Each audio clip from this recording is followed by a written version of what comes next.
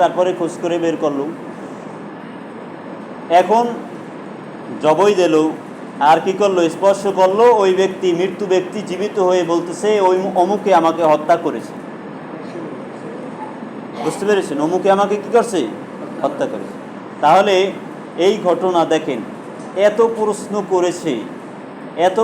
করেছে, যদি এত না পেঁচাইয়া যখন আল্লাহ বলেছিলেন যে যাও গরু কোরবানি করো, একটা গরু ওই মরা দিলে জবাই দিলেও কি হয়ে যেত, সমাধান হয়ে যেত না?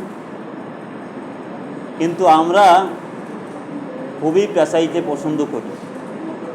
এইগুলো মহানবী সাল্লাল্লাহু আলাইহি সাল্লাম তিনিও পছন্দ করতেন না। নবী সাল্লাল্লাহু আলাইহি সাল্লাম তিনিও পছন্দ করতেন না অধিক প্রশ্ন করা। আর আল্লাহ তাআলা এইখানে শিক্ষা দিয়েছেন। অন্য আয়াতে আল্লাহ তাআলা কোরআনের ভিতরে এইভাবে বলেছেন যে তোমরা কি বনী ইসরাইলদের মতো আমাকেও প্রশ্ন করবে, নবী সাল্লাল্লাহু আলাইহি সাল্লামকেও প্রশ্ন করবে?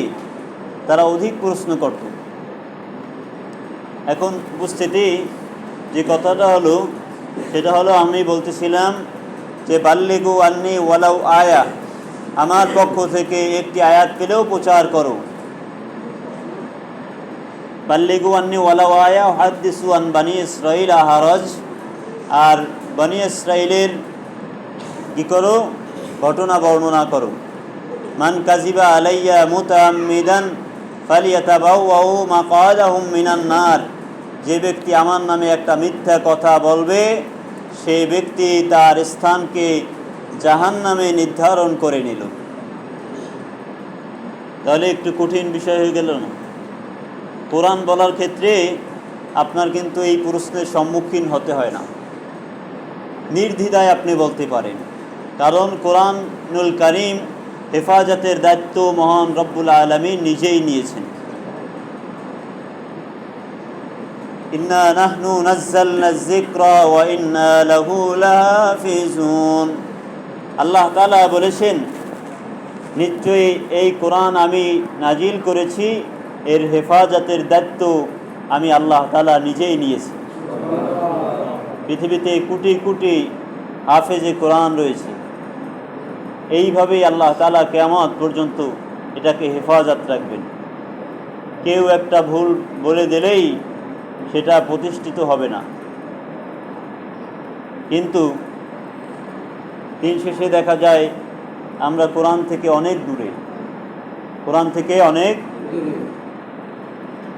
কাহিনী হলো যে পবিত্র আল কোরআনুল কারীম, এইটা আল্লাহ সুবহানাহু ওয়া তাআলা কোরআনের ভিতরে ইরশাদ করেছেন সূরাতুল ইব্রাহিম আয়াত নাম্বার 2। আল্লাহ তাআলা ইরশাদ করেছেন, হে নবী, আমি এই কোরআনুল কারীম নাজিল করেছি মানুষকে অসংখ্য মিথ্যা পথ থেকে মানুষকে সত্য পথে, মিনাজ জুলুমাতি ইলান নূর, অন্ধকার থেকে মানুষকে আলোর দিকে আনার জন্য এই কোরআনুল কারীম নাজিল করেছি। উপস্থিতি, তাহলে আল্লাহর নবী সাল্লাল্লাহু আলাইহি ওয়াসাল্লাম তিনি ইরশাদ করেছেন, আম্মা জান আয়েশা থেকে বর্ণিত হাদিসটি হলো আল মাহিরু বিল কুরআনি মা'আস সাফারাতিল কিরামিল বারারা। হাদিসটার অনুবাদ বলার আগে কোরআনের একটা আয়াত বলি। তা হলো আল্লাহ সুবহানাহু ওয়া তাআলা ইরশাদ করেছেন, তোমরা যদি সমাজে কোরআনের বিধিবিধান প্রতিষ্ঠা করো, আমি আল্লাহ তাআলার পক্ষ থেকে তোমাদের কাছে প্রচুর রিজিক দেওয়া হবে। প্রচুর কি দেওয়া হবে? রিজিক দেওয়া হবে। মানুষ অসহায় থাকবে না, মানুষ পৃথিবীতে আনন্দের সাথে বাস করবে, মানুষ ভালোভাবে চলবে।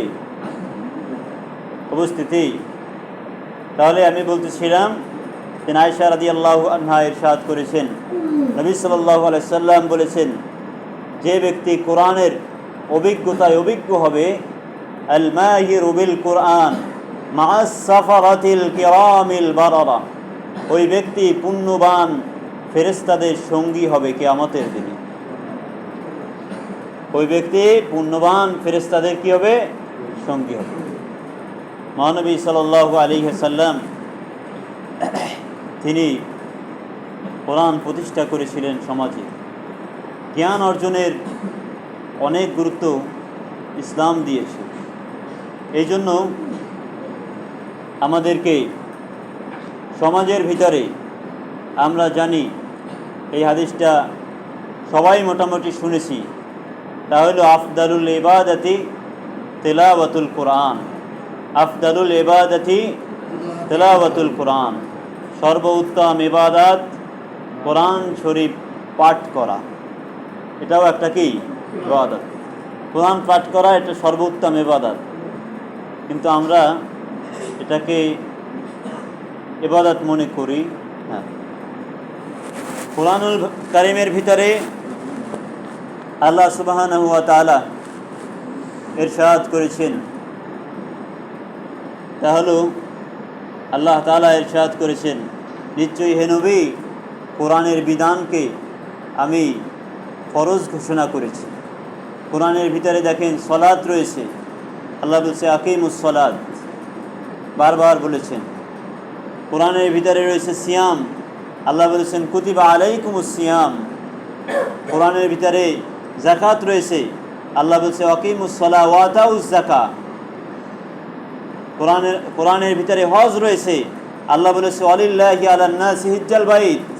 কিন্তু কোরআনের ভিতরে কোরআন রয়েছে, সেখানে আল্লাহ তাআলা বলেছে কদ ফারাদা আলাইকাল কোরআন। কোরআনের বিধানকে আমি আল্লাহ তাআলা ফরজ ঘোষণা করেছি।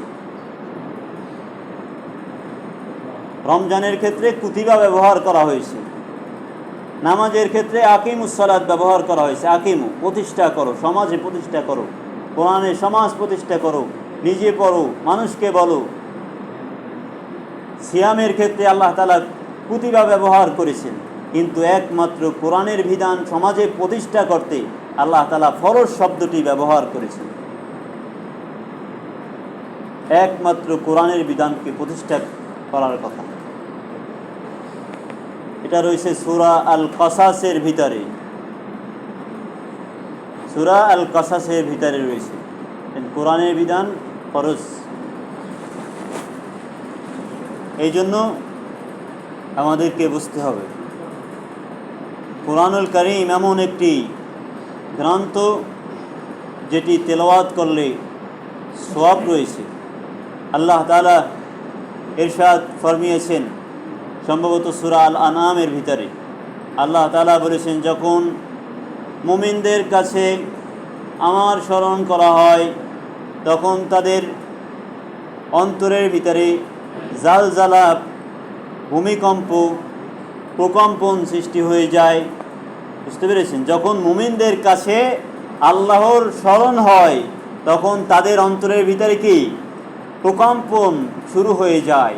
আর যখন তাদের কাছে আমার আয়াত তেলাওয়াত করা হয় তখন তাদের ঈমান বেড়ে যায়। তখন তাদের ঈমান কি বেড়ে যায়। আয়াত যখন তেলাওয়াত করা হয় তখন ঈমান বেড়ে যায়। এই জন্য উপস্থিতি কোরআনকে আল্লাহ তাআলা বলেছেন, ওয়াতাসিমু বিহাবলিল্লাহি জামিয়াও ওয়া লা তাফাররাকু। ওয়াতাসিমু বিহাবলিল্লাহ, তোমরা আল্লাহর রজ্জুকে আঁকড়ে ধরো। ওয়াতাসিমু বিহাবলিল্লাহি জামিয়াও, একত্রিতভাবে। ওয়াতাসিমু বিহাবলিল্লাহি জামিয়াও ওয়া লা তাফাররাকু, তোমরা দলে দলে ছিন্ন বিচ্ছিন্ন হয়েও না, দলে দলে ছিন্ন বিচ্ছিন্ন হয়েও না। বুঝতে পেরেছেন? দলে দলে ছিন্ন বিচ্ছিন্ন হওয়া, দল প্রতিষ্ঠা করা, মত পার্থক্য করা, এগুলোকে ইসলাম কোরআন সমর্থন করে না। এগুলোকে কোরআন সমর্থন করে না।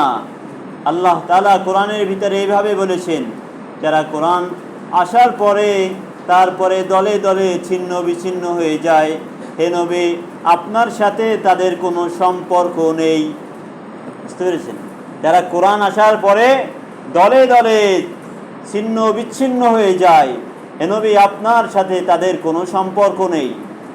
আমরা একটা কথা সবাই জানি, তা হলো নবী সাল্লাল্লাহু আলাইহি সাল্লাম আমরা পাপ যাই করি না কেন কিয়ামতের দিন নবী আছে আমাদের সুপারিশ করে জান্নাতে নিয়ে যাবে। কি শুনি না বলেন? কিন্তু এইটা শুনলেও আরেকটা কথা আমরা কোনোদিন শুনি না। সূরা ফুরকানে আল্লাহ তাআলা বলেছেন, হাবিব হে নবী, যারা কোরআনকে পরিত্যাগ করবে আপনি তাদের বিরুদ্ধে কিয়ামতের দিন সাক্ষী হিসাবে থাকবেন। বুঝতে পেরেছেন? আমার বিরুদ্ধে সাক্ষী দেবে নবী সাল্লাল্লাহু আলাইহি সাল্লাম। এটা কোরআনের কথা। এটা কোথার কথা বলেন? কোরআনের কথা। সুপারিশ করবে এটা খুব ভালো করে জানি, ভালোর দিক তো ভালো করে জানি, কিন্তু এটার যে ওই সাইডও রয়েছে এটা কিন্তু শুনি না কোনো। এই জন্য হাজিরিন, আসুন আমরা ভালোর দিকে জীবন যাপন করি, ভালোর দিকে কাজ করি। আল্লাহ তাআলা কিয়ামতের দিন যাকে শাফায়াতের অনুমতি দেবেন তিনি সুপারিশ করবেন। কাউকে খোদা হিসাবে মানা যাবে না, কাউকে খোদা হিসাবে মানা যাবে না। এরা সূরা তওবার ভিতরে আল্লাহ তাআলা ইরশাদ করেছেন, কারো কথাকে আপনি চূড়ান্তভাবে মনে করতে পারবেন না। কিন্তু কোরআনকে, যে কোনো জিনিসকে যাচাই বাছাই ব্রেন আছে আল্লাহ তাআলা দিয়েছেন। একজন মানুষ কোরআনের নামে একটা কিছু বানিয়ে বলবে, এই অধিকার আল্লাহ তাআলা নবী সাল্লাল্লাহু আলাইহি সাল্লামকেও দেননি। আল্লাহ তাআলা বলেছেন, নবী আপনি যদি আমার নামে কোনো কিছু বানিয়ে চালিয়ে দিতেন, সূরা হাক্কায়ের ভিতরে আছে, আমি সূরার নাম সহ বলে দিই যাতে আপনাদের খুঁজতে সুবিধা হয়। সূরা হাক্কায়ের ভিতরে আল্লাহ তাআলা বলেছেন যে আপনি যদি আমার নামে একটা কিছু বানিয়ে চালিয়ে দেন, আমি আল্লাহ তাআলা আপনার কণ্ঠ নালীকে চেপে ধরব। খুবই কঠিন, খুবই কঠিন। আর এইটা বলেই আল্লাহ বলেছেন, ওইটা বলেই নবী বলেছেন, খুবই কঠিন। প্রথম বলেছি, যে ব্যক্তি নবীর নামে মিথ্যা বলবে, নবী বলে নাই কিন্তু নবীর নামে বলবে, ওই ব্যক্তির স্থান জাহান্নাম।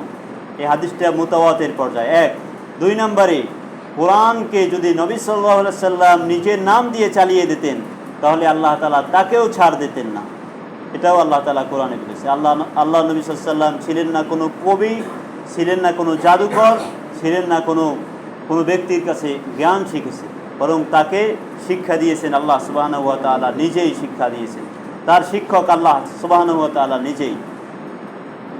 নবী সাল্লাল্লাহু আলাইহি সাল্লামের শিক্ষককে আল্লাহ তাআলা নিজেই। আল্লামাকা মা লাম তাকুন তা'লাম, আপনি যা জানতেন না আমি তা জানিয়েছি। অনেকে বলে আমি যেভাবে নবীও সেভাবে। কি আজীব কথা! আল্লাহ নবীকে আল্লাহ শিখিয়েছেন, তাহলে বলেন আল্লাহ যাকে শিখায় তাকে কি বাদ রাখে কিছু? সে কি জানে এটা কি আমার সেন্সে ধরবে নাকি? বলেন তাহলে আমি আপনি একই রকম। এটা কি? এটা বেয়াদবিমূলক।